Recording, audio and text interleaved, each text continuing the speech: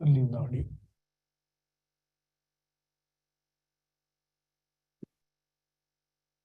Hare Krishna, thank you everyone. And thank you those who are joining online. Hare Krishna. Hare Krishna, bro. Sorry. Sanatan. Am I audible? Those who are joining online? Yes. Yes, yes. Okay. I think this volume has to be reduced from the back. This one reduce.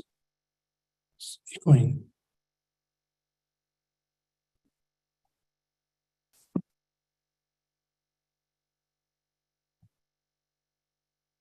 Hare Krishna. Yeah, that's good. Okay, so let's get started with the prayers and then we'll begin our discussion. So today we are gonna have a discussion on the 4th chapter, Transcendental Knowledge. So please join me in chanting the prayers. Hold your hands and chant along with me. Nama Om Vishnu Padaya Krishna Prestaya Bhutale Srimate Bhakti Vedanta Swamin Nidinamine Namaste Saraswate Deve Gauravani Pracharine Nirvisesha Shunyavadi Pashad Deshatarine Jai Shri Krishna Chaitanya Prabhu Nityananda Shri Advaita Gadadhara Shri Vasadi Gaura Bhakta Vrinda Hare Krishna Krishna Krishna Hare Hare Hare Rama Rama Rama Hare Hare. Hare Krishna, Jai Shri Prabhupada. So today we are discussing on the 4th chapter, Transcendental Knowledge. So the connection is from the 3rd chapter. We saw the last section of 3rd chapter, which explains about our eternal enemy, which has been mentioned as the lust. And the solution has been described as the transcendental knowledge. With the knowledge, we can overcome the lust. So what is that knowledge? What is that knowledge which has been described, mentioned there? So that leads to the next chapter, 4th chapter, which is entitled as the transcendental knowledge. So this whole chapter can be summarized with this acronym. Okay.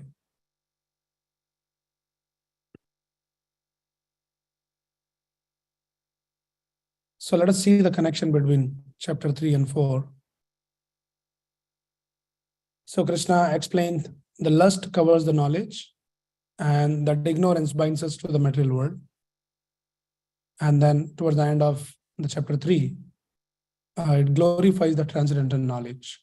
So that is leading us to the discussion here. So this chapter, transcendental knowledge, can be summarized by this acronym called EARS, EARS, just to remember for all of you.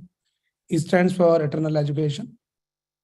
So text 1 to 10 talks about eternal education. Then A stands for accurate understanding, 11 to 15. Then R stands for removing reactions, 16 to 24. And then the last section, which is sacrifice, 25 to 42. So we'll understand these 4 sections as we proceed. So E is eternal education. So this particular section in this chapter talks about the transcendental knowledge about Krishna. So Krishna speaks here. He says, what is this transcendental knowledge and from where it is coming? Source of this transcendental knowledge. So Krishna says, Imam vivashvate yogam proktavan aham avyayam. Vivashvan manve praha manur ikshvake abravit. So in the very beginning, that Krishna explains the origin and the history of this knowledge. So we are talking about this transcendental knowledge, which has been mentioned in the Bagavad Gita. But what is the origin? What is the history of Bagavad Gita? So conventionally, traditionally, we all know that Bagavad Gita was spoken 5,000 years back in the battlefield of Kurukshetra by the Supreme Lord Krishna to Arjuna. That is what everybody knows. But there is more to that. And that is what Krishna is bringing here. He says, this knowledge was originally spoken by me to sun god Vivaswan. Imam Vivasvate Yogam Proktavan Aham Avyayam. I spoke this knowledge to sun god. right? And then from there, it is descending down from Vivaswan to Manu to Ikshwaku. So like that, it is coming down in the chain of disciplic succession. So Krishna will be talking about that. And Prabhupada actually outlines the rough estimate of the history of Bhagavad Gita. So it exists in human society since Maharaj Ikshwaku, so which is almost like 20 million years. And then it was originally given to Vivaswan. Vivaswan is the name of sun god, 120 million years ago. So what we think is Bhagavad Gita, 5,000 years old knowledge, but originally it is coming down more than 120 million years ago. But 5,000 years back, it was respoken on the battlefield. So this history has been explained here. And another important thing is in the 4.2, Krishna is saying that it is such an old and ancient knowledge, how one should receive this knowledge. So there is a standard way. So Krishna is saying, Evam parampara praptam imam rajarsho vidu sakalena mata yoganashta parantapa. So Krishna is saying this knowledge has to be received through a chain of disciplic succession, Guru Sishya Parampara. Very, very important point, very important concept to understand. This Bhagavad Gita is not the knowledge of, receiving through some mental speculators that I can create my interpretation, you can create your interpretations and use that knowledge. Now there is a standard message, and that standard message has to be received through the chain of disciplic succession. That is called Guru Sishya Parampara. So Krishna is saying, Evam parampara praptam, such an ancient knowledge, how you receive through the parampara, Guru Sishya Parampara. Otherwise, you will miss out the real import. And everywhere we have to follow this parampara system. Like if the knowledge of science also has to be received, say the scientist has figured out E is equals to mc square. Now, if I don't listen from the standard, authority and sources, then I can give my interpretation to E is equals to mc square. I'll say E for elephant, M for monkey, C for cat. That is my interpretation about E is equals to mc square. But it does not make any sense. Right? So that is how the knowledge has to be received. Guru Sishya Parampara. So Krishna talks about that. So very, very important, because nowadays it has become the fashion that people want to interpret in their own way. And they want to come up with some new ideas, some new style of presentation. But this is not what the Bhagavad Gita is. That is why a very unique contribution of Srila Prabhupada was coming in this parampara system. So we talk about the parampara also. We can see what is this parampara, which has been mentioned. From Lord Krishna, he spoke to Vivaswan. From there, it came to Manu. Manu is the father of mankind, from where the Manushya comes. And then it descended down to Ikshwaku. Okay, so there is standard, the parampara or sampradayas are mentioned in the scriptures. Now, sometimes people, when they read this verse, they'll create their own parampara. They'll say, okay, we belong to this sampradaya, which is not mentioned in the scripture. So then how to cross-check that when you are receiving the knowledge, whether you're receiving it from the right source or not? So we have to always refer to the scriptures. So scripture talks about the 4 standard sampradaya. What are those 4? So originally starting from Krishna, but then expanding into 4 sampradaya, which is called the Brahma Sampradaya, which originally starts from Lord Brahma, and then Shri Sampradaya from Lakshmi Ji, then Rudra Sampradaya from Lord Shiva, and then Kumara Sampradaya, 4 Kumaras. And then there is a predominant acharyas for all these 4 sampradaya. Madhvacharya, Ramanujacharya, Vishnu Swami, and Nimbarkacharya. So the knowledge should come, any Vedic knowledge, any scriptural knowledge should come through this parampara, through these acharyas. You cannot create your own sampradaya, self-manufactured sampradaya, and then self-proclaimed acharyas. Then you can do the world jugglery, but real import will be missed. Right? So that's the point coming here. So this parampara, Brahma Gaudiya Madhva Sampradaya, which is originally starting from Brahmaji, and later in that Sampradaya, so Madhvacharya is the prominent Acharya for Brahma Sampradaya, and then later Chaitanya Mahaprabhu, who is actually Krishna himself, came in the same parampara, and from Chaitanya Mahaprabhu, Shad Goswamis, the 6 disciples of Chaitanya Mahaprabhu, and then further down it is coming, and then in the same parampara, our spiritual master Srila Prabhupada, he comes as a 32nd Acharya in the Brahma Gaudiya Madhva Sampradaya. So when we read Bhagavad Gita, we always refer to the books which is written by a bona fide Acharya Srila Prabhupada, who comes in the Brahma Madhva Gaudiya Sampradaya as a 32nd Acharya. So it's very, very important point.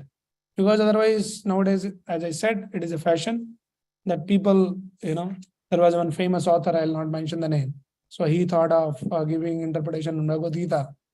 So then he sat on his chair with a cigar in hand, one hand, and another hand is thinking what to write in Bhagavad Gita. So he gave one interpretation, right?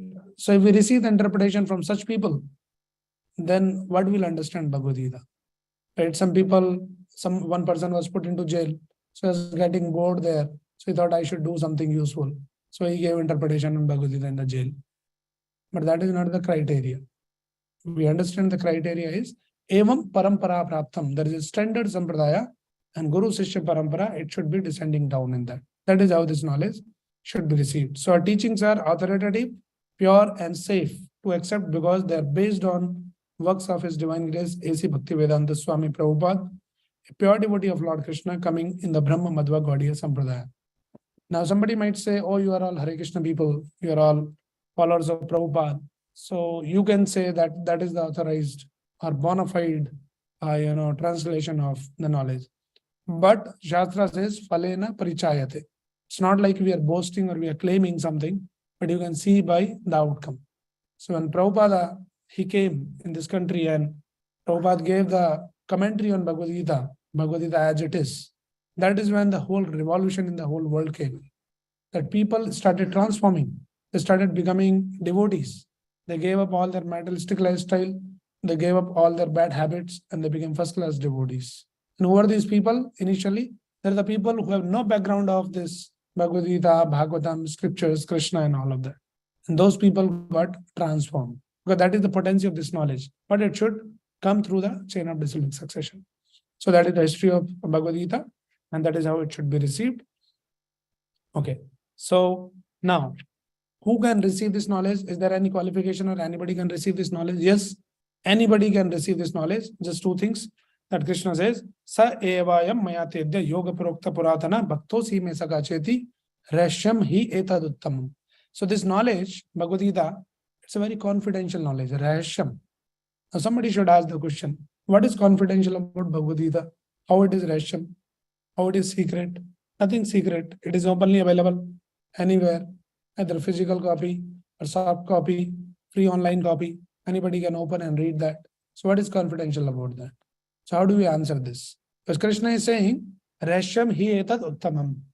I explained this Rashya, this confidential knowledge to my devotee Arjuna. I am speaking to you because you are qualified.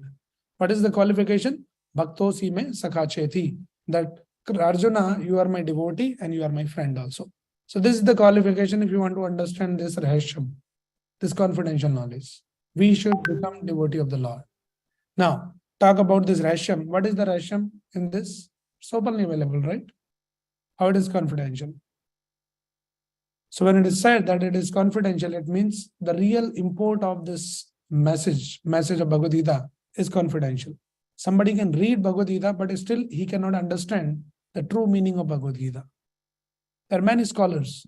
They can quote all the 700 verses memorized, but there's no transformation in their life.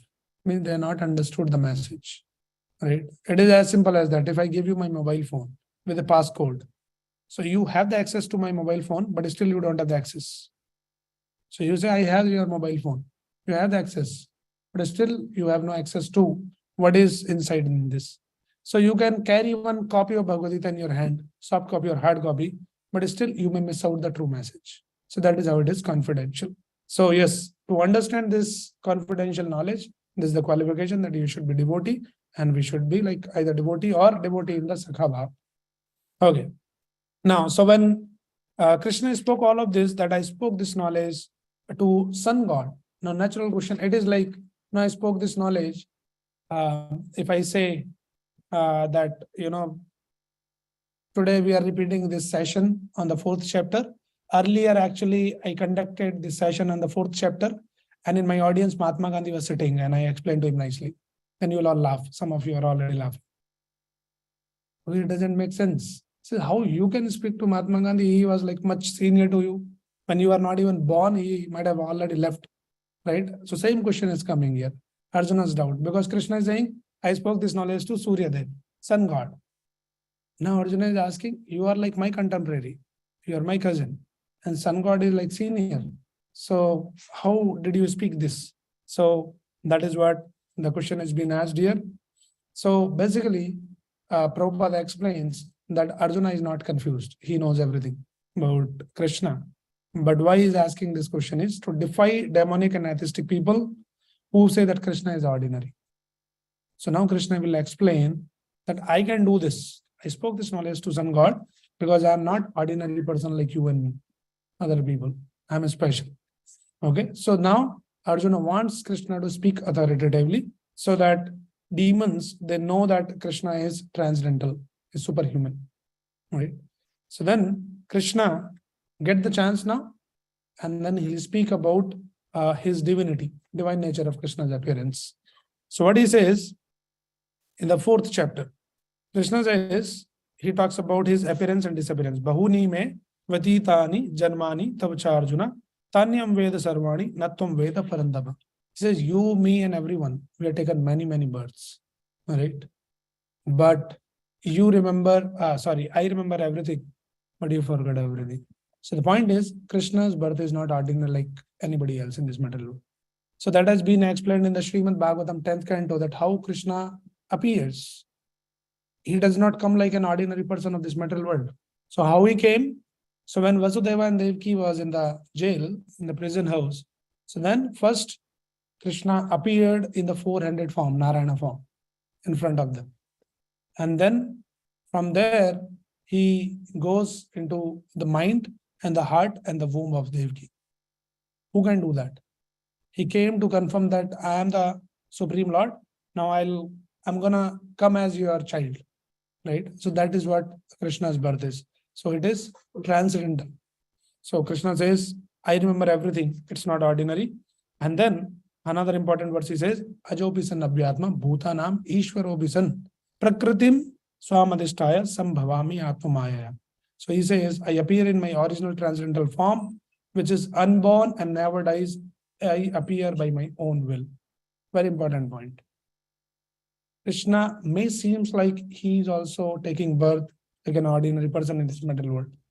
Krishna is saying, Sambhavami Atma Mayaya, coming by my own sweet will. I'm not forced to take birth like all of us in this material world. We are forced to take birth in this material world based on our karma. We don't get the opportunity to pick or choose our parents' place and the body and something like that. But Krishna can decide in what form, when, where, how he will come. So Krishna is coming under Sambhavami Atma Mayaya, by his own sweet will. So that is the mystery of Krishna's appearance that Krishna is speaking here. And then he talks about why he comes here. 4.7 and 8, the famous verse, everyone should know these verses. Yada yada hi dharmasya glanir bhavati bharata abhyuttanam dharmasya tadatmanam srijamyaham. So Krishna explains, when I come, he's giving everything. How I come, my birth is not ordinary. Sambhavami Atma Mayaya, I come by my own sweet will. When do I come?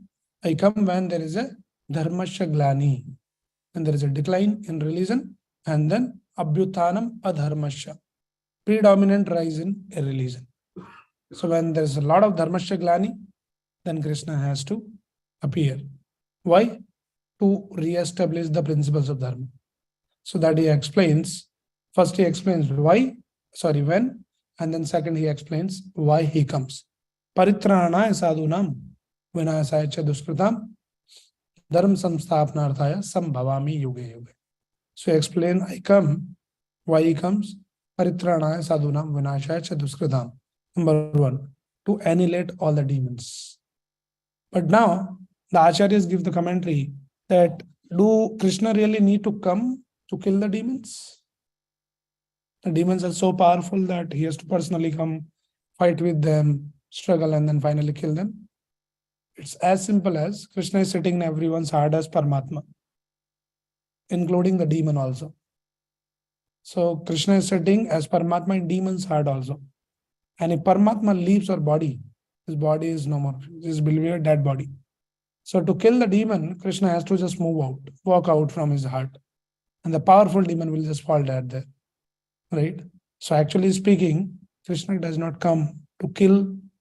Prominently, he won't come to kill the demons, but he comes to paritranaya sadhunam. Paritranaya sadhunam means to reciprocate with his devotees. That is his main purpose. He wants to reciprocate, loving exchange with his devotees. He performs the pastimes. He does the leela, right? And the part of the leela, he kills some demons also. So when Krishna is playing in Vrindavan, suddenly one demon comes. It disturbs their plaything.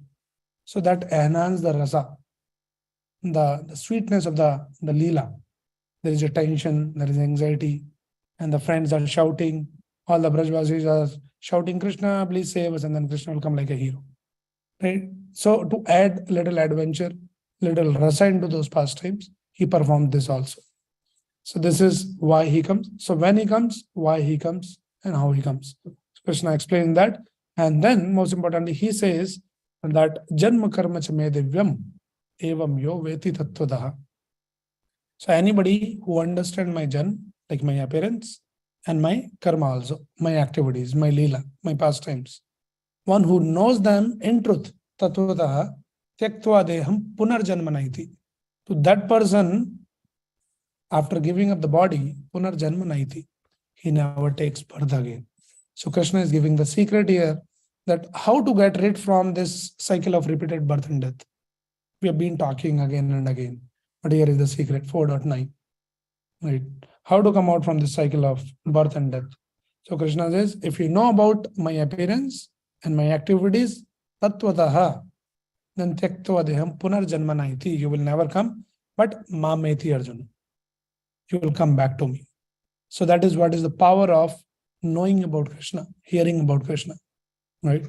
So result of understanding the knowledge of transcendental birth and activities. So this chapter, what we are discussing is transcendental knowledge, which includes the knowledge about Krishna, Krishna's appearance, Krishna's activities and pastimes, and that can result in taking us out from this cycle of birth and death.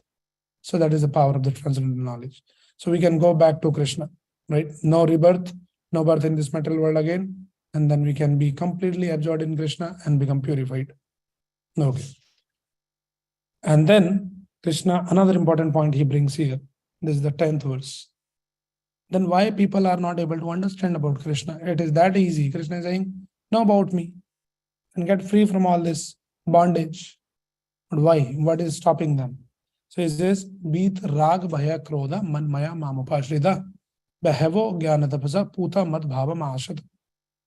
So he says, this is rag, bhaya and krodh, 3 items, which are the obstacle.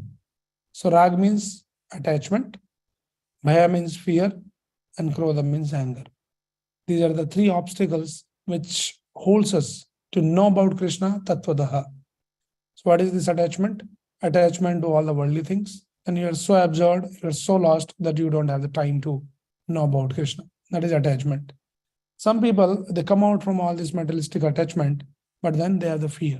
So it is referred to the impersonalist, because the impersonalist understanding is, oh, the root cause of all the suffering in this material world is this body, this form.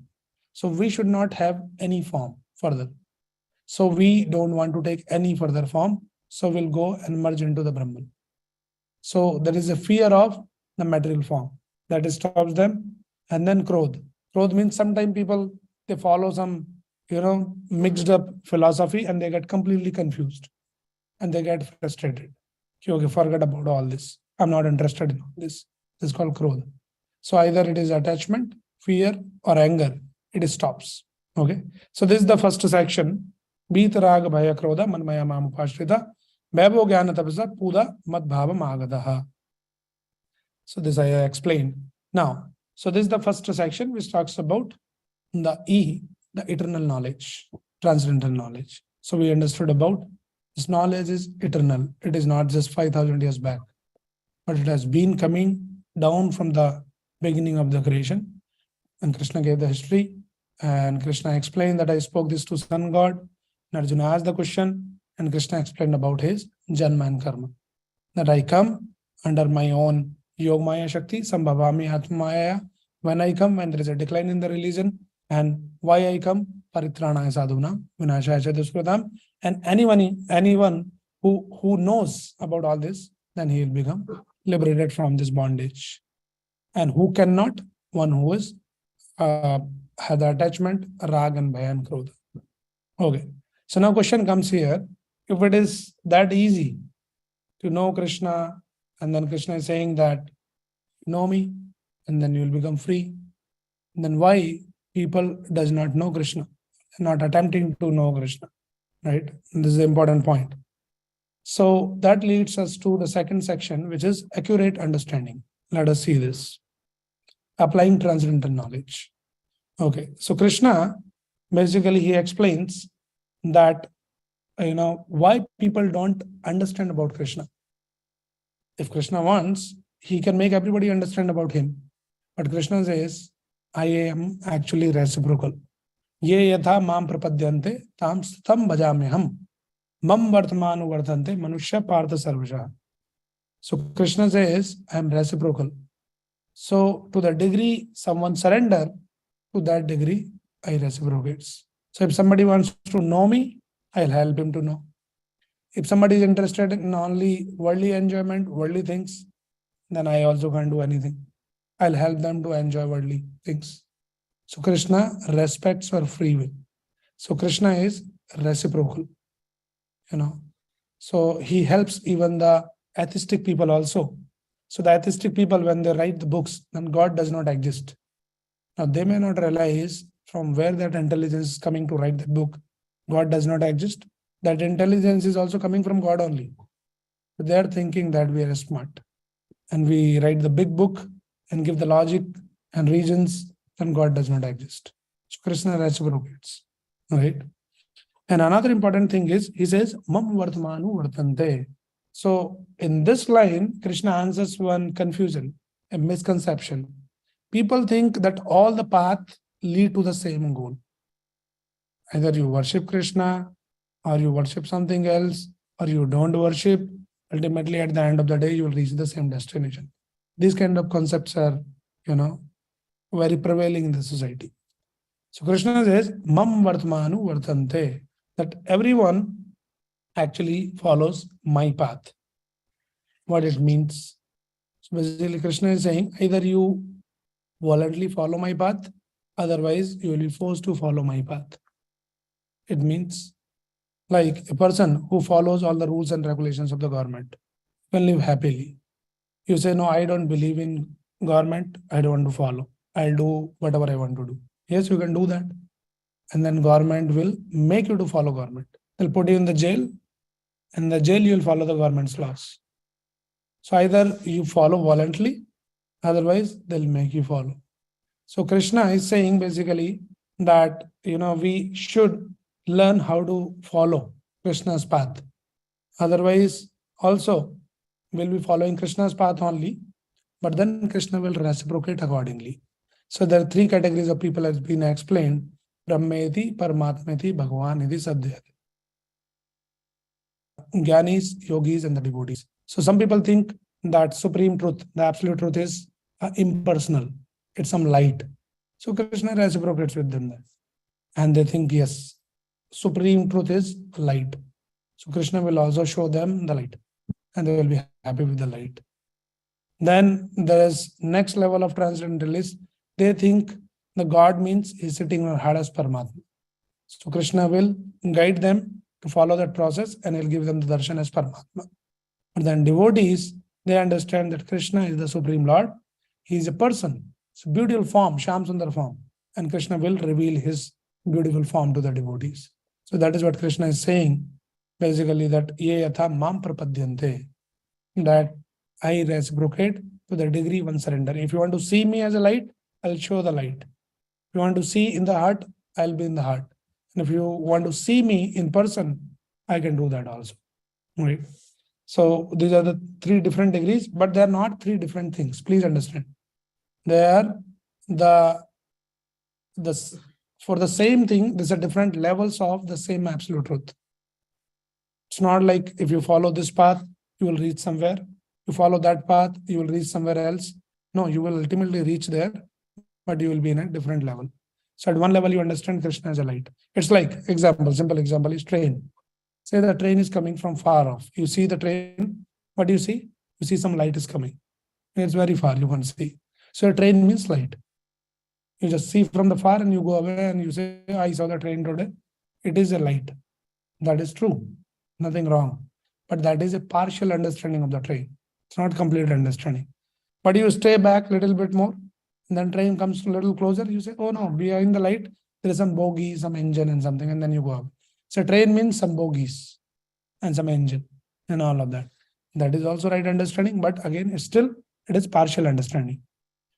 Okay, so Brahman, Paramatma. But you stay back furthermore, and then you will see there is a light, there is bogies, and there are people moving in and out. So there is a reciprocation. This is personalized form. So similarly, the devotees understand that Krishna is not some light, Krishna is not some impersonal form. Krishna is a person.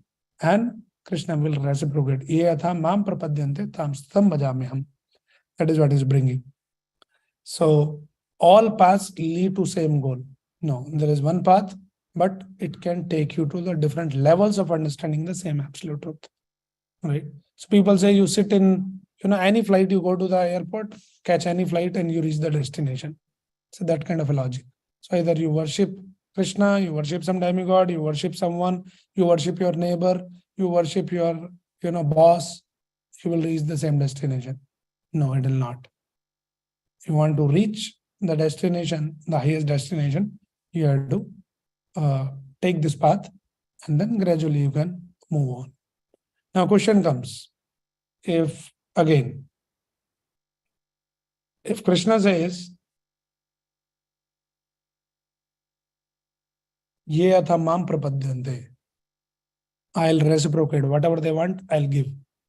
Why people are not going to Krishna? Because he is saying, I'll give whatever you want, I'll reciprocate. So everybody should come to Krishna, right? Why they're not coming? Maya is not letting them to go. Okay. Let us see here. Krishna explains that in the 4.12. Kankshada karmanam siddhim yajanta iha devata shipram hi manushe loke siddhir bhavati karmaja. So the people actually, instead of worshipping Krishna, they go and worship a lot of demigods. What is the reason? Reason is because demigods give the quick results. And then people, those who are motivated by all these quick results, they will go and worship, right? Because they want quick results in their fruity vats. Krishna will not give. And there is a reason. So this verse answers this question. Why is there worship of many gods or demigods? There should be just one God, Krishna. Everybody should worship him. But actually some people, they're impatient. They cannot wait. So they want quick results. So for that, demigods are there. And then demigods are like, you go to a shop, you pay the money, and you buy whatever you want to buy. The shopkeeper doesn't care about whether it is good for you or not. Like a small child, he goes with some money and says, give me this chocolate. Right? Demigod will give you the chocolate. Sorry, that shopkeeper will give you the chocolate. He doesn't care whether it is good for you or for your health or not. But if that shopkeeper happens to be your parent, then he'll think twice. He say, oh, no, this cheap stuff I'm not going to give you. I'll get you better one. But he says, no, but I'm paying you money. He says, no, I don't care for the money also. I care about your personal, health or whatever concerns. So Krishna is like our Supreme Father. So all the living entities, when they desire materialistic things, Krishna may not sanction all those things. Say, no, I'm not going to give you this cheap chocolate. I'll give you something healthy stuff. But people want some cheap stuff, sense gratification, materialistic sense gratification. Krishna says, no, I'm not giving. It is not good for your health, your spiritual health. So then say, these people, what they will do? Say, we don't care about Krishna. We'll go to another shop, demigod shop. and they'll go and worship the demigods. So why people worship the demigods?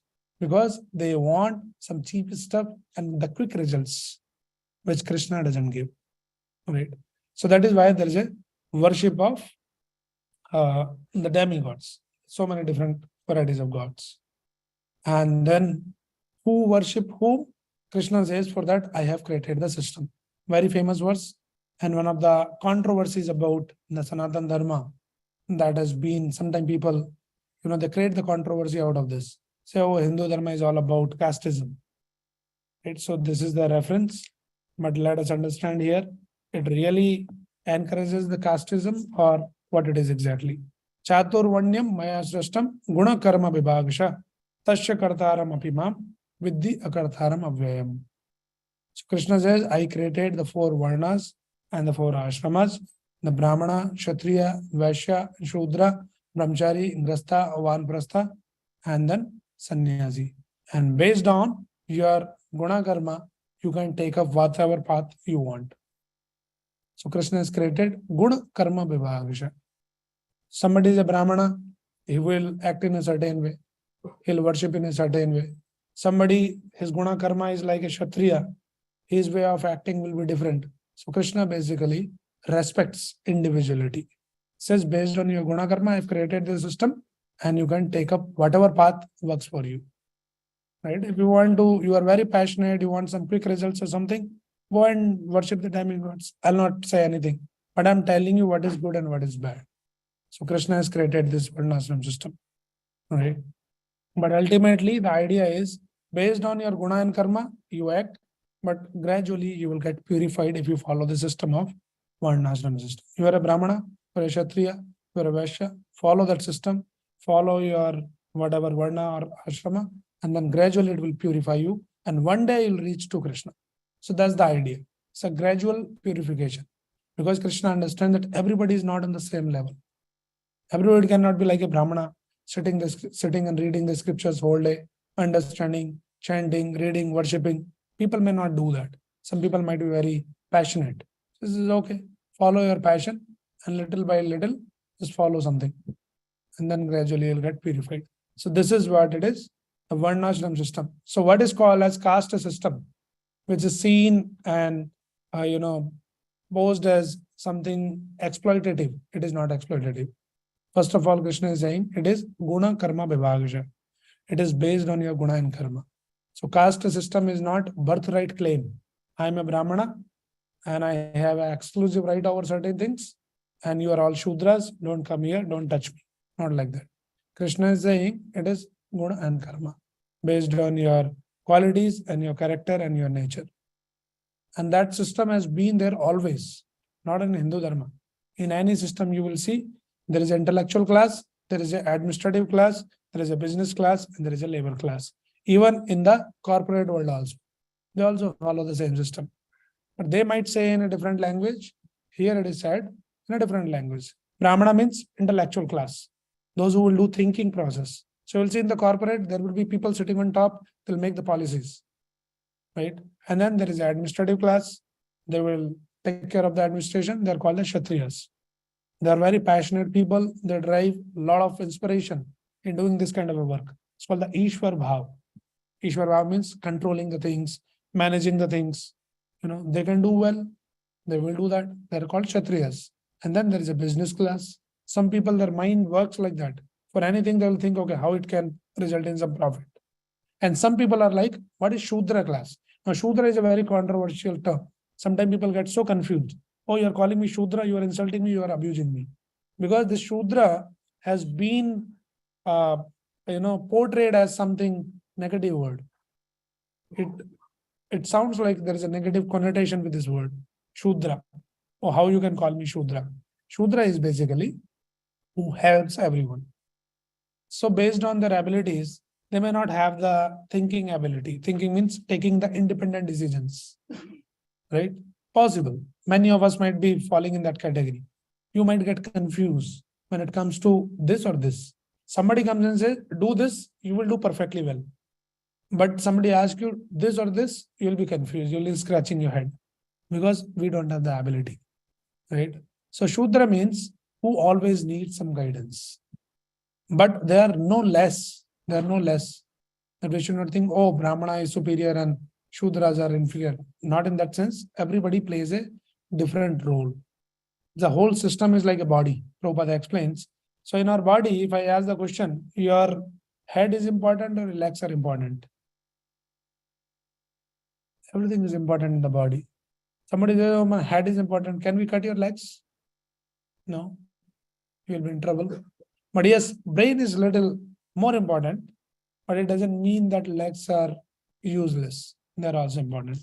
So everybody has to play the role, the part in the system. So that is what Krishna explains here. Okay. Now we'll go next. So Krishna says, though I created the system, Varnashram system, Brahmana, Kshatriya, Shudra, but I need not to follow the system. I am above the system. Krishna doesn't fall under the system. He created the system and he always remains above the system. Namam karmani limbanti, na me karma phal ispraha. Krishna is saying that any of those kind of work, it does not affect me. But because he has no personal interest in Varnashram Dharma, he creates it only to help the living entities fulfill their desires and get purified. One who knows this is not bound. Krishna is not responsible for our position in Varnashram and for right and wrong activities. So basically what Krishna is saying, though I created the system, I created the school, there is a policies in the school, but I am not bound to follow all those. All the students should come at 7 o'clock in the morning in the classroom. But I am the owner of the school. I need not to not necessarily come at 7 o'clock. I can come at 8 o'clock also. Someday I may not come also. They'll not mark absent. Right? So Krishna is saying the system is being created by me, but I need not to follow the system. He always remain above. So that also proves that Krishna is not ordinary. He might seem ordinary. Sometimes people say like, again, it comes to the same, last time also we were talking about the same thing. We got sensational nowadays. This Kerala story. It's a movie, a lot of controversies. And in that story, it has been explained like, somebody is trying to condemn the Hindu religion. Oh, your gods are like that. Lord Shiva is crying. Lord Ramchandra needs the help of the monkeys. He himself is not powerful. He himself needs the help. What help he will do and all that. Right? So sometimes those things are done as a part of the pastime, the Leela. So sometimes the Lord can do all those things, which looks like the act of an ordinary person. But here he is proving, Namam karmani limbanti, na me karma phal ispraha. I need not to follow all this. I am above all of that. So that is how we should understand. And then when we act in this material world, he says, this is a very important verse, that 15th verse, he says, all the liberated souls in ancient times acted with this understanding and so attained liberation. Therefore, as the ancient, you should perform your duty in this divine consciousness. So what he has explained so far about Krishna's birth, his activities, how he reciprocates, and what system he has created, all this understanding, all the great souls in the past, they have acted with that understanding. And with that understanding, when they work, they act, they are liberated. So why Krishna is bringing this point? Very, very important point. It's very, very difficult in this material world to exactly figure out that what we should be doing, what is the right action, and what is dharma, what is adharma. It's very confusing. So to resolve this, unnecessary confusion, he says you just follow in the footsteps of the previous acharyas, the great souls, because they have acted in this consciousness and they got liberated. If you follow in their footsteps, you're also not bound in this complex, the cycle of karma. So following the previous acharyas, the great saintly people, is very, very important part. Okay, and that is where Krishna brings the third section, which stands for R is removing reactions. How to remove the reactions? We all understood so far that every action you perform in this material world, it will cause some reaction, some bondage. How to remove the reactions? So removing reactions, we need to understand the karma on the platform of jnana. It means what? Whenever you do any action, you should understand the full knowledge about that action, what you're doing. Right. So Krishna will explain this. I'll elaborate a little bit. Okay. So in 16th and 17th, please pay a little more attention to these verses. It might sound very complex, but I'll try to explain it in a more simplified way. So he says, Kim karm, kim akarmeti, kavyo api atra mohita, tatte karma parvakshami, yaj gyatva mokshase ashubhat. So he says, Kim karm, kim akarmeti. What is action and what is forbidden action?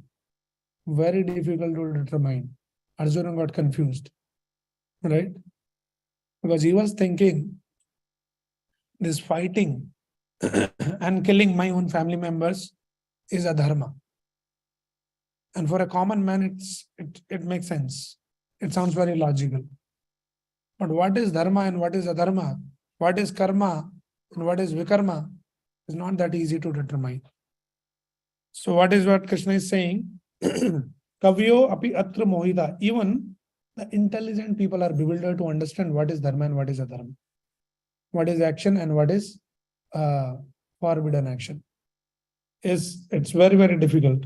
So he says, Tatte karma pravakshami. Now I'll explain you what is the right action. And by knowing this, yes gyatva, mokshase ashubhat. By knowing this, you will be liberated from all the ashubhat, all the inauspiciousness, all the sins. So Krishna is saying it's very complex to understand what is action and what is forbidden action. And he says in the next verse, Karmano hi api bodhabhyam cha vikarmanaha, akarmanasya bodhabhyam, gehana karmano gati. The intricacies of actions are very hard to understand. Therefore, one should know properly what action is, what forbidden action is, and what inaction is. Karmana gehano gati. It's very complex. Okay, so let us talk about this now.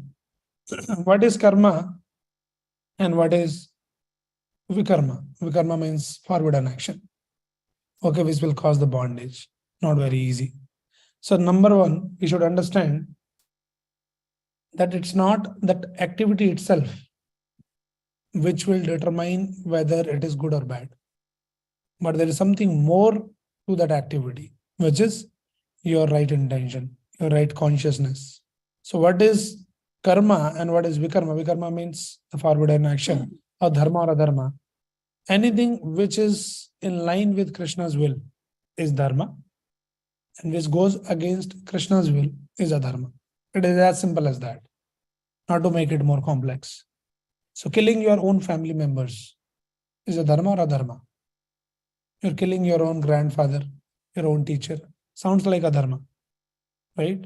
But if you're doing that action on the order of Krishna, then that becomes your dharma. So that is why Krishna is saying it's very difficult to understand. Even the intelligent people get bewildered.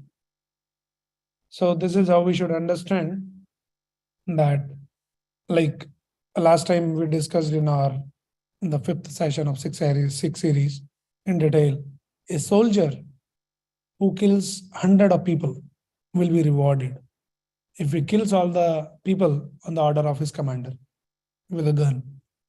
The same soldiers come to his hometown and he gets into some kind of a fight with his neighbors and he kills one person. He'll not be rewarded. He'll be punished. So killing is good or bad? You cannot say.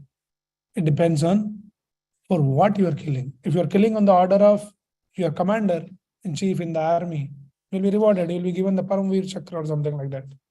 But if you are coming for you are fighting and killing someone for your personal interest, you will be punished. So it's not the action itself, but there is an intention behind that action that will determine it is dharma or it is adharma. It is karma or it is vikarma. So that is why Krishna is saying it's very, very complex. Karmana gehano gati. We see the two personalities are fighting in the battlefield. One is Arjuna, one is Duryodhana. Both are fighting, both are shooting the arrows, both are killing the people. Arjuna is glorified, Duryodhana is condemned. Reason is Arjuna is fighting on the order of Krishna, and Duryodhana is fighting against the will of Krishna. That determines what is karma and what is agarma, what is dharma and what is adharma. So that is why Krishna is bringing this point here. What is karma, what is akarma, what is vikarma is very, very complex. So we discussed already that we should not be doing either karma or vikarma. Vikarma, we all understand, sinful activities we should not do. We should not do even karma also. Karma means the good actions. But what we should do is akarma. Akarma means which cause no bondage, which brings no reactions. So what is that vikarma is? Akarma is, as I gave, on the order of Krishna. There's no reaction. If soldier goes and kill the people on the order of the commander, there's no punishment. Arjuna is killing the family members on the order of Krishna, there's no reaction. But for Duryodhana, there is a reaction. So Bhagavad Gita recommends that go beyond karma and vikarma to the level of akarma. Or in easy words, akarma is bhakti. Bhakti means any action which is in line with Krishna's will, Krishna's desire. Right? So that is what is. So it says, Ata Pumbi Dujasreshta Varnashrama Vivakasha Swanutishtasya Dharmasya Samsiddhir Haritoshanam. So any action you do, which is for the satisfaction of the Supreme Lord, and you are in the safe boat. Okay. So next verse, 18th verse. Again, little complex, but we can understand that. So what Krishna is saying in the 18th, he says, one who sees inaction in action and action in inaction. Don't get too confused with these jargons. I'll explain. One who sees action in inaction and inaction in action is intelligent among men, and he is in the transcendental position, although engaged in all sorts of activities. What is this action in inaction and inaction in action? And that person is intelligent. So when we hear this kind of verses, it looks like we are not intelligent because we don't understand what it is. But we can understand that. So what is action in inaction? Example is Arjuna. So what he was proposing earlier, he was saying, I'll not fight. Because if I kill, it will cause the bondage. So I'll do inaction. I'll not be fighting. I'll not be doing my duty. Kshatriya. But in that inaction, there is action. Action means he is getting bound because he is not following his dharma. So he will get the reaction. Though he is not doing anything, he is saying that inaction, but actually there is a reaction to that inaction.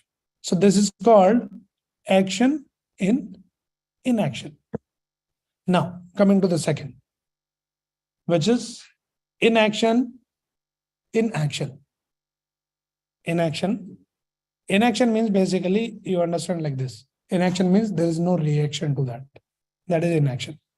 Inaction in action. So Arjuna is fighting. Killing is all family members. Action, right? But on the order of Krishna, and he is not getting any reaction. So there is an inaction in action. Clear? Any confusion?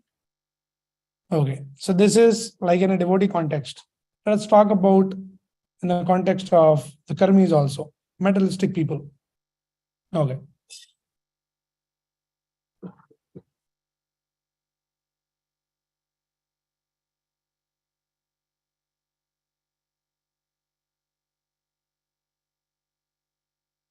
Okay, so the materialistic people, say for example, they're not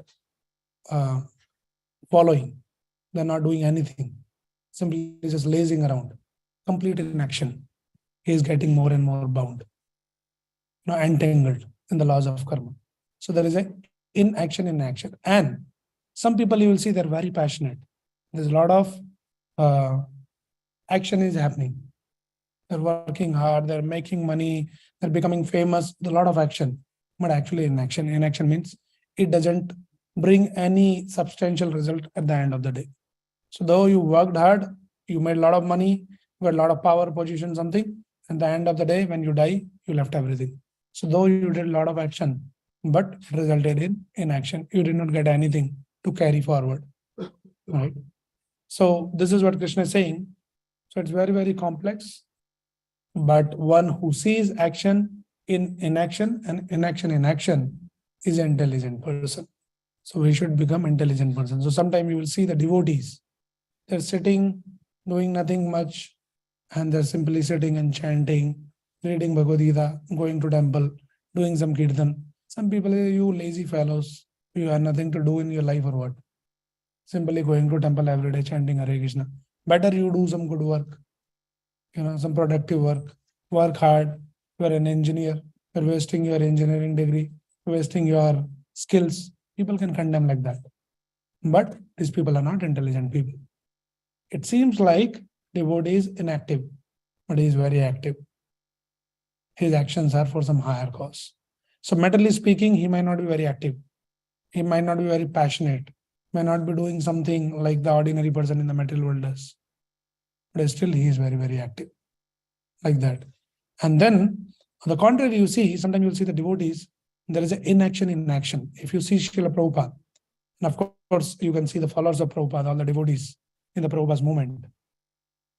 They're very active. Like the devotees, they plan big, big projects.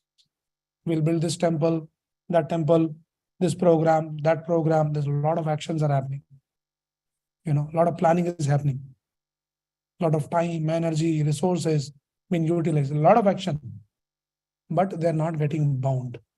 No reaction. So this is called inaction in action. So though they are very active, but they're not getting any reactions. Right? So that is how we should understand this. I'm assuming and hoping that it makes sense and everybody understanding this. Okay. Anybody has any question on this so far? What we discussed? Yes. Mentioned inaction, the impetus, where does that come from to do all this temple building, service? Where does the impetus come from? It seems, how did people get motivation? Money motivation, right?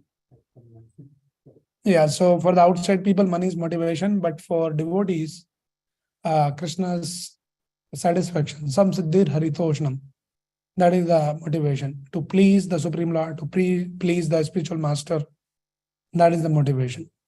And then there is a lot of reciprocation. See what happens in the material world, the money and some objects, they're the motivation. But then there is a frustration at the end. Your motivation might be, oh, I want to buy a big Tesla car or something, say for example. You go and get that.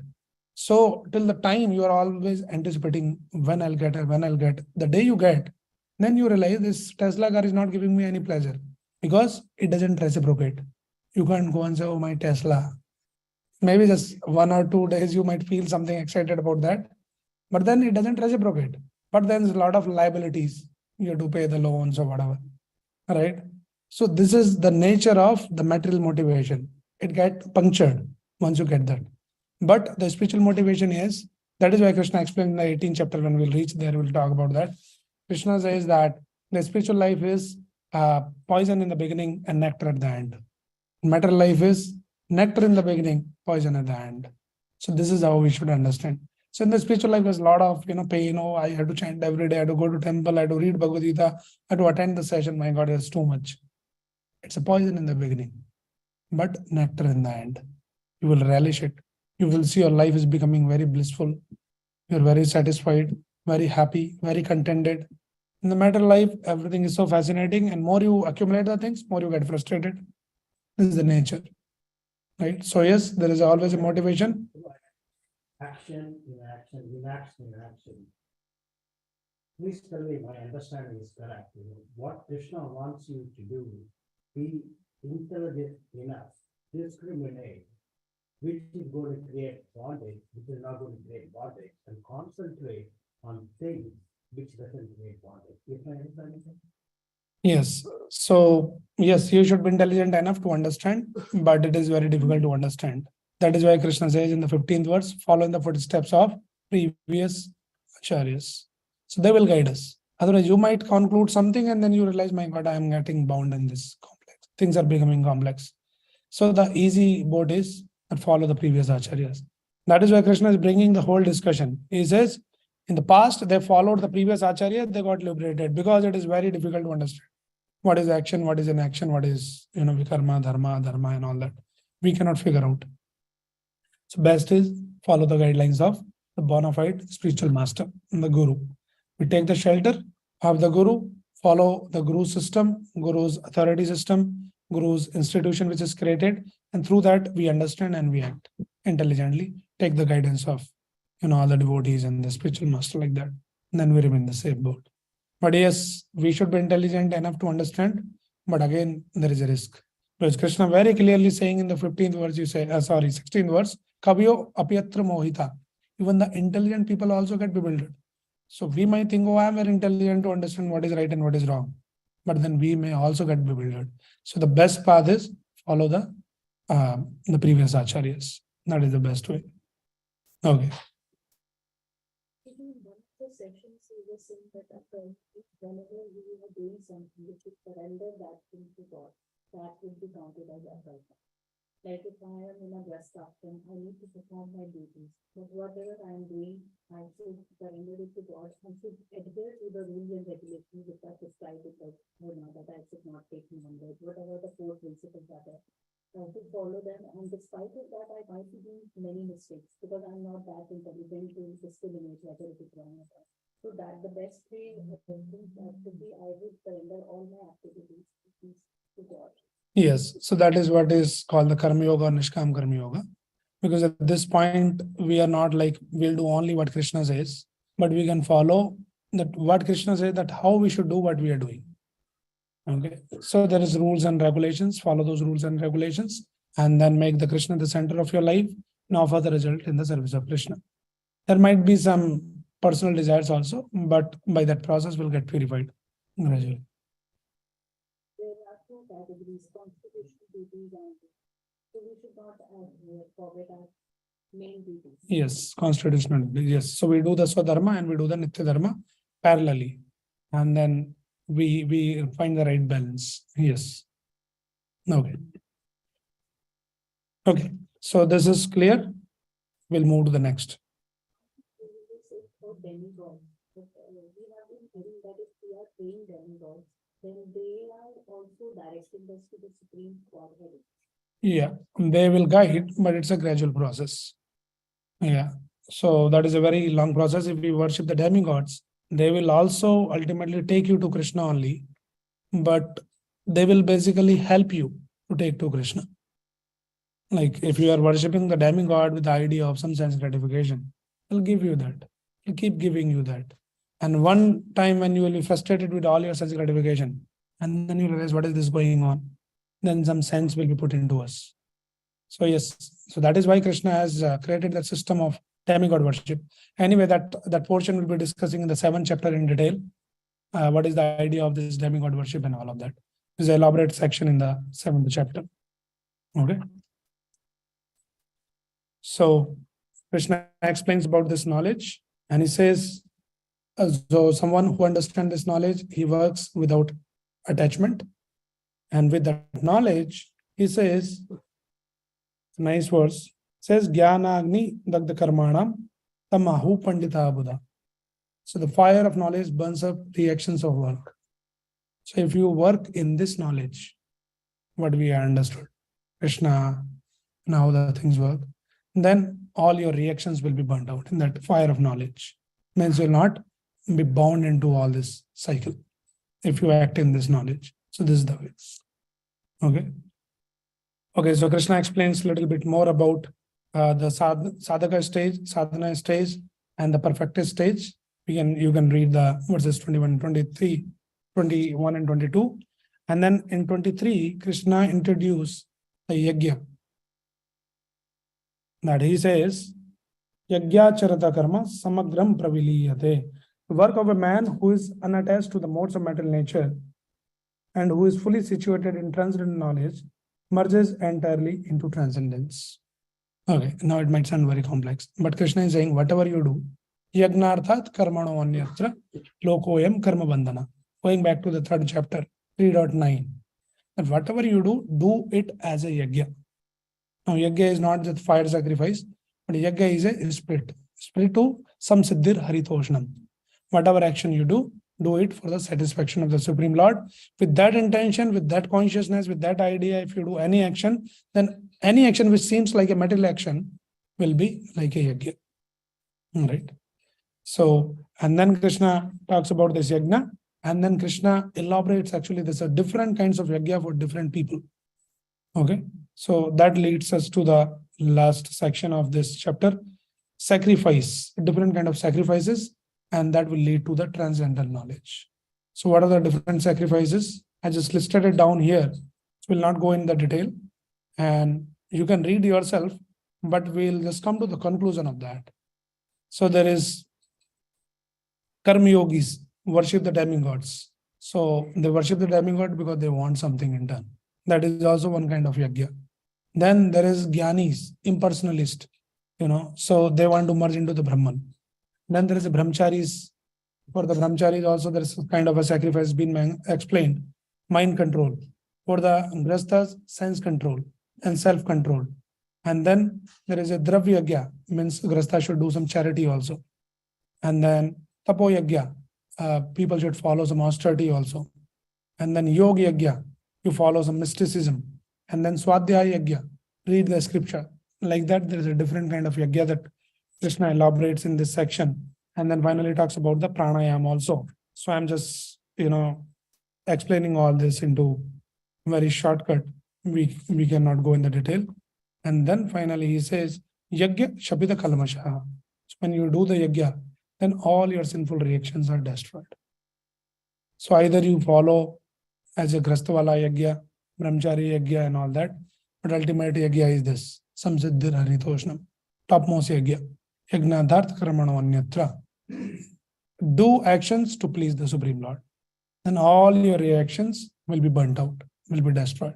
So yajna is very, very important. That is what is the point that Krishna is bringing, that we should understand the importance of performing yajna in our life. And Krishna explains, yajna doesn't mean that you ignite the fire, chant the mantras, call the brahmanas, but all your actions, your daily routine actions also can be like a yajna.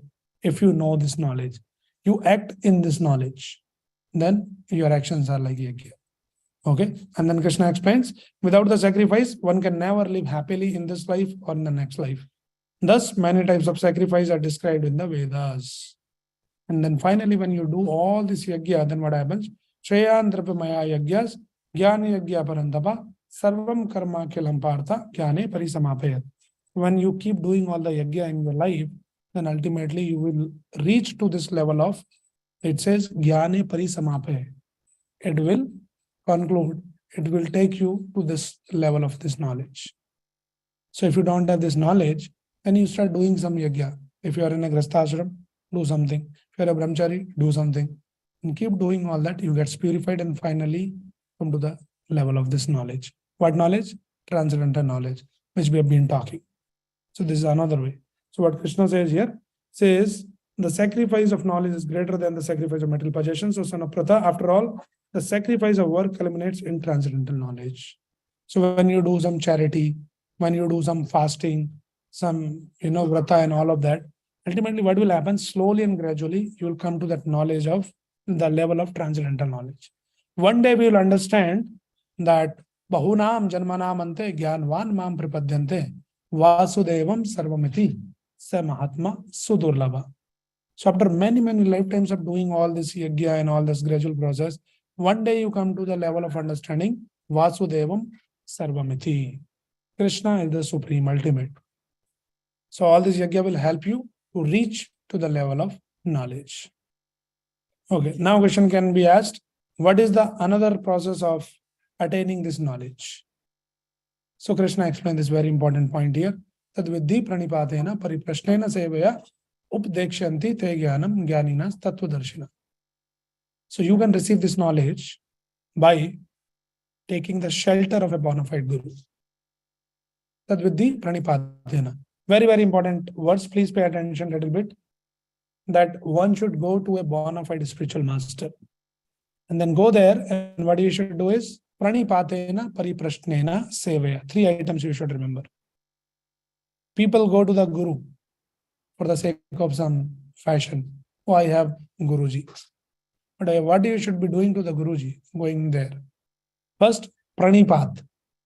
Pranipat means you surrender, you submit yourself. Become submissive, number one. Don't go and challenge. Why this, why that? Can you show me God? I don't believe in God. Not challenge. You can ask the questions. Don't challenge. First, become submissive. It's called pranipat. Then, pariprashna. then ask the question in a submissive way. Ask your questions, whatever doubts, something you don't understand, no problem. Raise your doubt, ask your questions.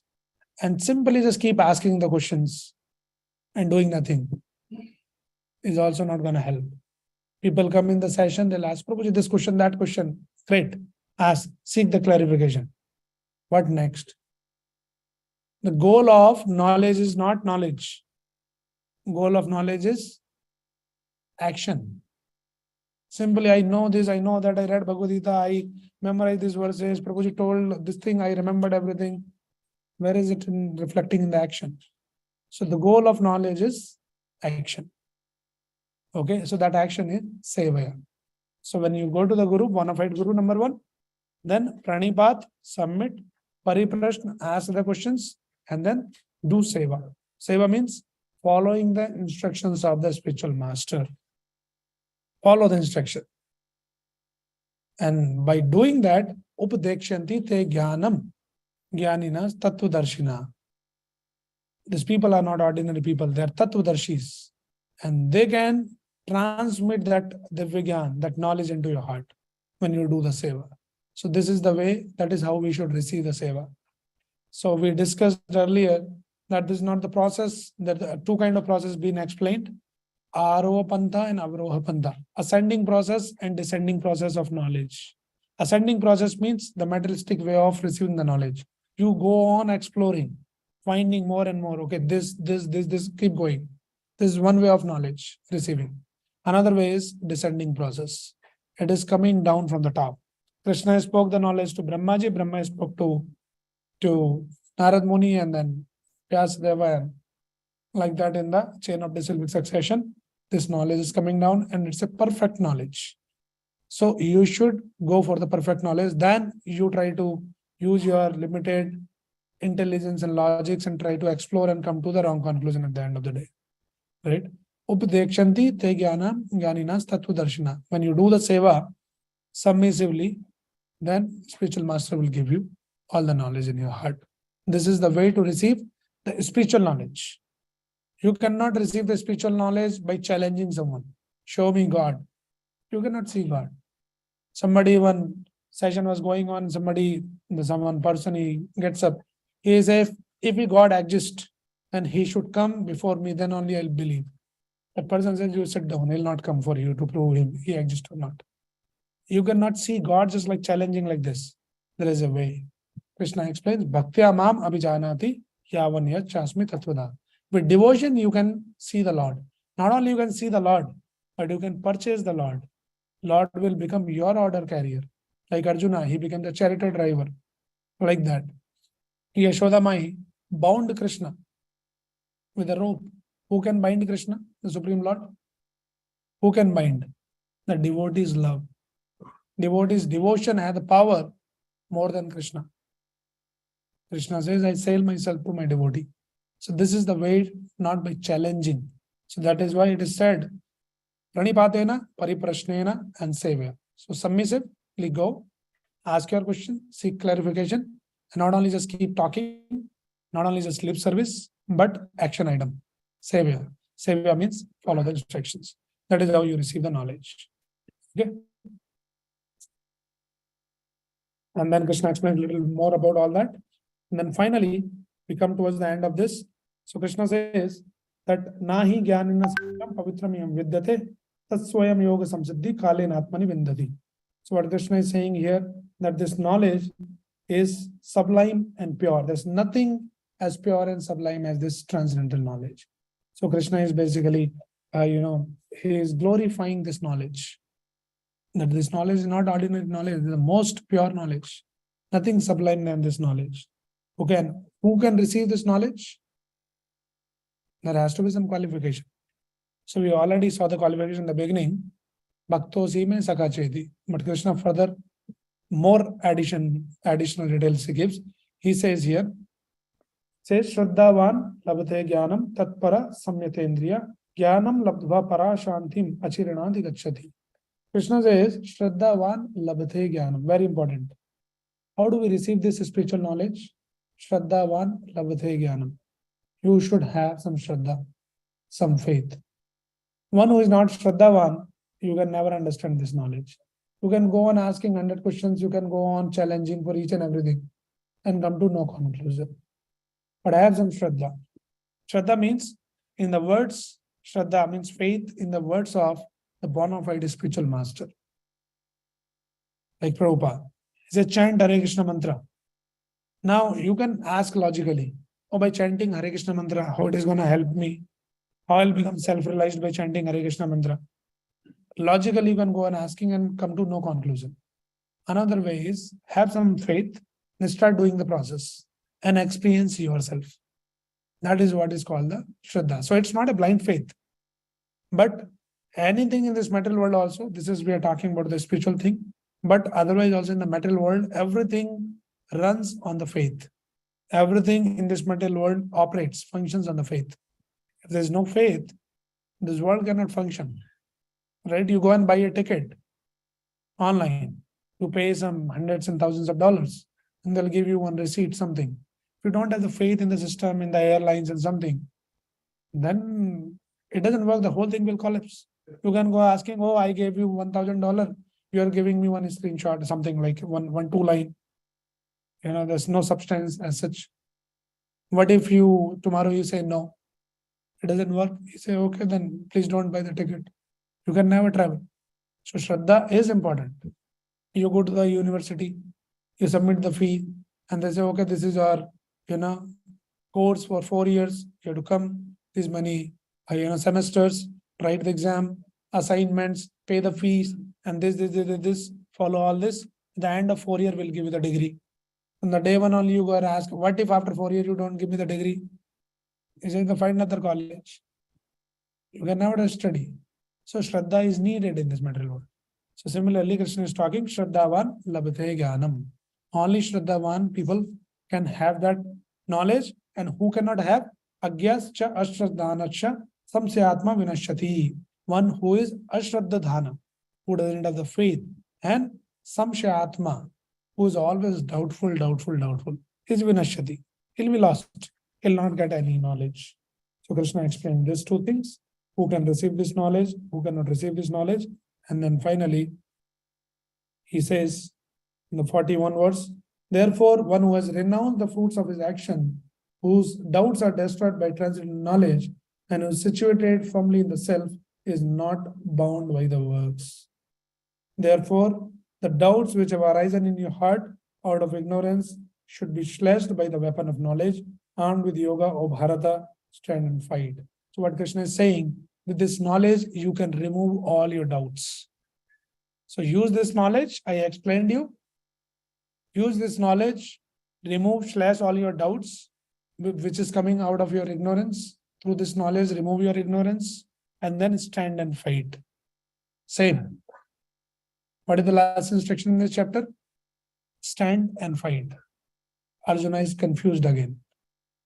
Finally, despite all this explanation, as you are talking about this knowledge and all this, and again you are asking me the same thing, that stand and fight. What is what? That will lead to our next chapter. And Arjuna again raises the doubt. But what do you want me to do? Shall I fight or not fight?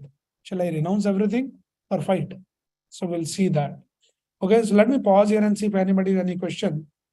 I have one question here in the chat box. I'll read out the question. In the meantime, anybody has a question, can post in the chat box, or people can ask here in person also. Okay, so this question says, it was posted in the beginning only. If we are not part of Krishna, then what is the meaning of merging into Krishna and getting liberated from rebirth? Can you please explain it one more time? Okay, so I did not get your question right. So basically you're saying if we are not part of Krishna, but actually we are part of Krishna.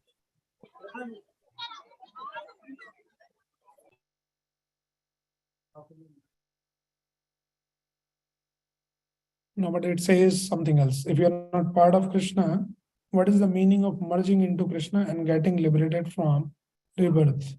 Okay, if somebody can rephrase the question, I can get better understanding. But what I'm understanding is, so you're saying we are not the part of Krishna, but Krishna says we are all Krishna's parts.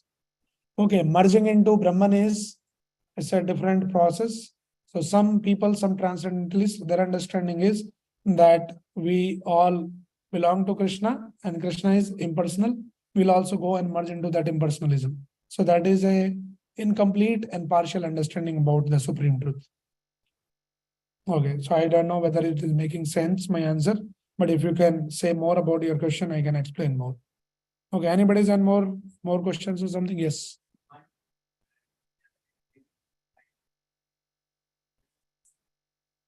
Okay, so very good question. Question is, if one start doing the akarma, then it did not create more bondage. But what about the previous karma? You have done so many karmas, knowingly and unknowingly, and there is already a lot of reactions are waiting in the seed form. What will happen to that? Right? That is what this knowledge is saying, that this knowledge can burn that text number 19. That with the fire of knowledge, all your reactions will be burnt out. So this knowledge is so powerful. Whatever your past reactions also will be taken care. So this knowledge is that Krishna is the Supreme Lord. We are part and parcel of Krishna. We are constitutionally designed to serve Krishna by chanting Krishna's name. So when you act in this knowledge, all your previous karma will also be taken care. And further, you will not build up any more karma. Okay. Any other question?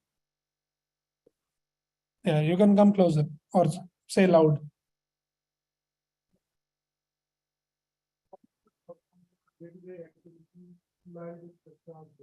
Sorry, come again.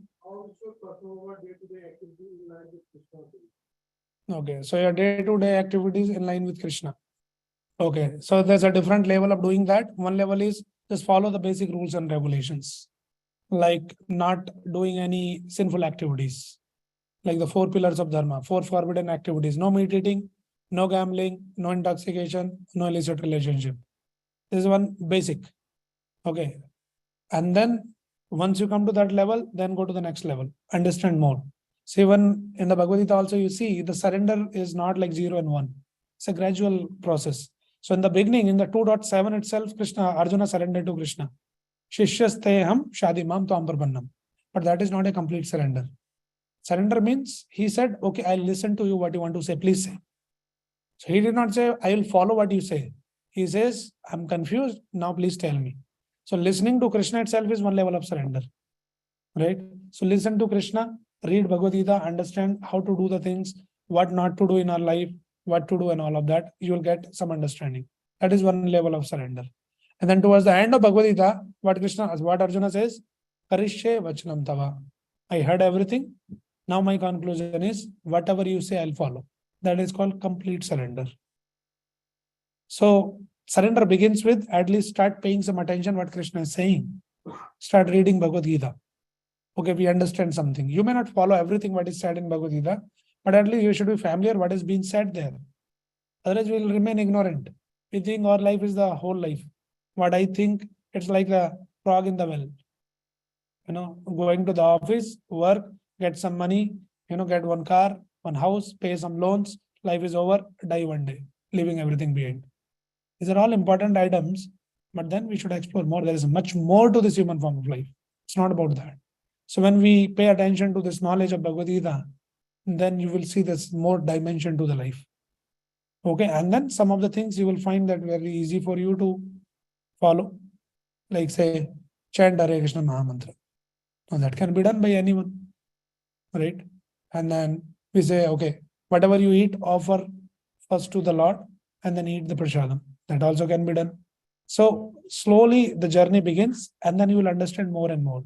So there are few things which are very straight, like chanting Hare Krishna mantra, offering the food and eating only Krishna prasadam, coming to temple, reading Bhagavad Gita, attending the sessions, doing some kirtan, going to temple for darshan and all that. Very easy and straight. Now more things. Oh, I'm doing my work, software work, coding. How to engage it in the service of Krishna. You'll get the guidance. Krishna will inspire you. Start from the basics and you will see that a lot of directions, a lot of reciprocation comes. These are all practical things which can be understood in the guidance of more experienced devotees, and gradually you will understand all of that. But yes, everything is possible. If something you find, there are different ways of surrendering and dovetailing. One thing is directly you can dovetail something. Say you know some programming.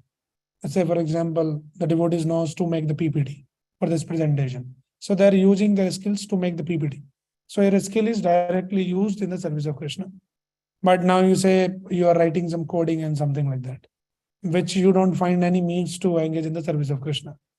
There might be some possibility, but say there's no possibility.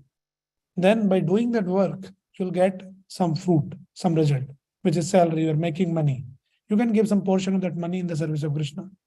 That is the way to doctrinal that. And then Krishna will guide you and inspire you more. That either you can directly engage your work in the service of Krishna, not possible directly, then get the fruit and offer that fruit in the service of Krishna, the result of your work. That is also equal. Okay. Any other question? I have a question on Swadharma. Mhm. Talk about, Brahmanas, they read scriptures that we have to fight. Are you a lot of generation funders in country? The children are doctors, scientists, engineers. They are not following their fathers. That is what exactly that verse says. This Varnashram system, Brahmana, Kshatriya, Vaishya, and Shudra is Guna Karma Vibhaga. It's not birthright claim. We cannot say, no, the son of the doctor will be doctor. There is a much more possibility for him to become a doctor. But by birth, he cannot be a doctor. Right? So the son of a Brahmana should be a Brahmana. That is the conventional misconception. Not necessarily. He has much more opportunities and exposure to practice Brahmanical culture. But still, if he's not inclined, he's not interested, he will do some other work. So it's not a birthright claim, it is Guna Karma Vibhaga. Based on your Guna and Karma, you will take your profession. That's the understanding. Okay. So there's one more question here. I'll just read out quickly. In beginning of session, you mentioned that there are 4 sampradayas. Okay. Should we aim to understand the different sampradayas? Do all of them talk about same transcendental knowledge, but through different deities? Yes, your understanding is correct. All the sampradaya will help you to take to the ultimate goal, which is the Supreme Lord. Now, what works for you best and easy, you can figure out. So instead of going and exploring so many things, it's already given in the scriptures that Chaitanya Mahaprabhu in this modern age has descended and he has given the easiest path, right? Which is chanting of Hare Krishna Mahamantra, which is a bona fide process, authorized process.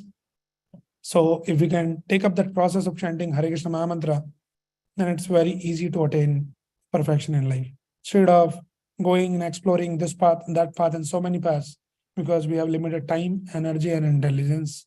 So we should not waste the time. Chaitanya Mahaprabhu had descended for this purpose, and he has given the easiest process, chanting of Hare Krishna Mahamantra.